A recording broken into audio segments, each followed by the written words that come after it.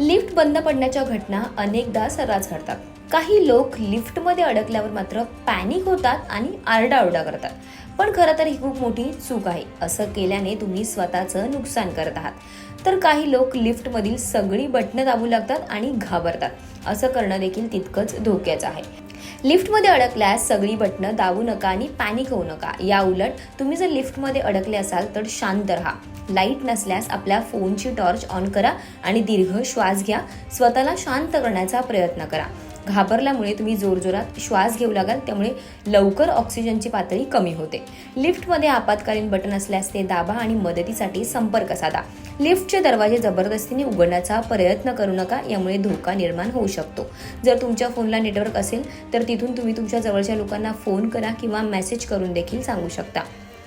लिफ्टच्या कोपऱ्यात अशा वेळी नेटवर्क शोधा.